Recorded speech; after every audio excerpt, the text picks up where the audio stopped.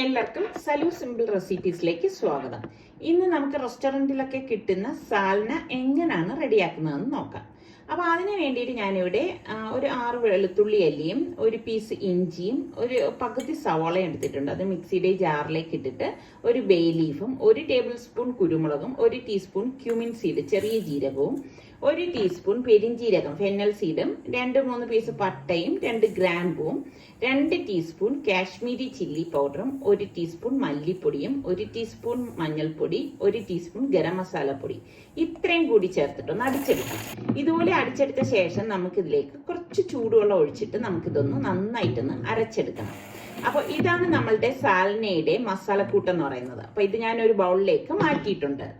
നമുക്ക് മിക്സിയുടെ ജാറൊന്ന് കഴുകിയ ശേഷം ഞാൻ ഇതിലേക്ക് 1/2 കപ്പ് തേങ്ങയും ഒരു 10-20 കാഷ്നട്ടും എടുത്തിട്ടുണ്ട്. അപ്പൊ ഇത് നമുക്ക് കുറച്ച് വെള്ളം ചേർത്ത് നന്നായിട്ടൊന്ന് അടിച്ചെടുക്കണം. ഞാൻ കുറച്ച് ചൂടുവെള്ളമാണ് ഇതിലേക്ക് ഒഴിച്ചിരിക്കുന്നത്. ചൂടുവെള്ളം ചേർത്ത് നമ്മൾ ഇത് അരച്ചെടുക്കുമ്പോൾ നന്നായിട്ട് അരഞ്ഞു കിട്ടും. അപ്പൊ നമുക്കൊരു പാനിലേക്ക് 2 ടേബിൾ സ്പൂൺ ഓയിൽ ഒഴിച്ചു കൊടുക്കാം. ഇതിലേക്ക് 2 പീസ് പട്ടയും 2 ഗ്രാമ്പും കൂടി ഇട്ട് കൊടുക്കണം. ഒരു ബേ ലീഫും കൂടി നമുക്ക് ഇതിലേക്ക് ഇട്ട് കൊടുക്കാം. ഓൾറെഡി നമ്മൾ ഇത് അരച്ചെടുത്തിട്ടുണ്ട്, എന്നാലും നമുക്ക് ഹോൾ സ്പൈസസ് ആയിട്ട് ഇട്ട് കൊടുക്കണം.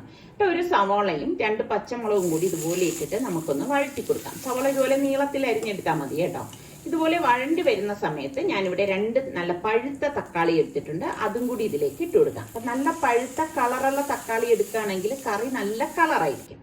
ഇതുപോലെ വേകാൻ വേണ്ടിയിട്ട് മൂടി വെച്ച് വേവിച്ചെടുക്കാണ്. അതിനുശേഷം നമുക്ക് മൂടി തുറന്ന് ഇതുപോലെ ഒന്ന് ഇളക്കി കൊടുക്കണം. ഇളക്കി കൊടുത്തിട്ട് നമ്മൾ ഈ അരച്ച് വെച്ചിരിക്കുന്ന മസാല ഉണ്ടല്ലോ അത് ഇതിലേക്ക് ചേർത്ത് കൊടുക്കണം. ചേർത്ത് കൊടുത്ത് എല്ലാം ചേർത്ത് നന്നായിട്ടൊന്ന് മിക്സ് ചെയ്ത് കൊടുക്കണം. അപ്പോൾ ആ തക്കാളിയും സവാളയും ഈ മസാലക്കൂട്ട് എല്ലാം കൂടി യോജിക്കത്തക്ക രീതിയിൽ മിക്സ് ചെയ്ത ശേഷം നമുക്ക് പാകത്തിനുള്ള ഉപ്പിട്ട് കൊടുക്കാം.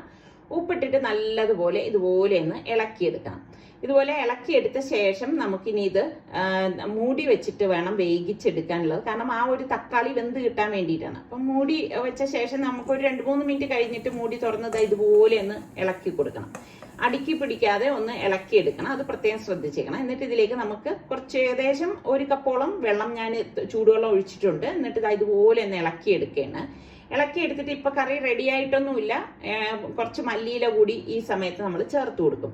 ചേർത്ത് കൊടുത്തിട്ട് മൂടി വെച്ചിട്ട് വീണ്ടും ഒരു 5 മിനിറ്റ് കഴിഞ്ഞ ശേഷം അടപ്പൊന്ന് മാറ്റിയിട്ട് ഇതുപോലെ ഒന്ന് ഇളക്കിയെടുക്കുകയാണ്. ഈ 5 മിനിറ്റ് വെക്കുമ്പോൾ അതിനിടയിൽ അടപ്പൊന്ന് മാറ്റിയിട്ട് ഒന്ന് ഇളക്കി കൊടുക്കാൻ പ്രത്യേകം ശ്രദ്ധിച്ചേക്കണം കേട്ടോ.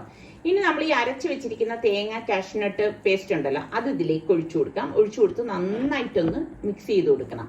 അപ്പൊ ഇതുപോലെയൊന്ന് ആ മസാലക്കൂട്ടും ഈ കാഷ്നട്ടിന്റെ ഒക്കെ ആ ഒരു തേങ്ങയുടെ കൂട്ടും കൂടെ മിക്സ് ആവത്തക്ക രീതി മിക്സ് ചെയ്തിട്ട് നമുക്ക് ഇനി പാകത്തിനുള്ള വെള്ളം ഒഴിച്ചു കൊടുക്കണം. എന്നിട്ട് ഉപ്പ് പോരെങ്കിൽ ഇട്ട് കൊടുത്താൽ മതി.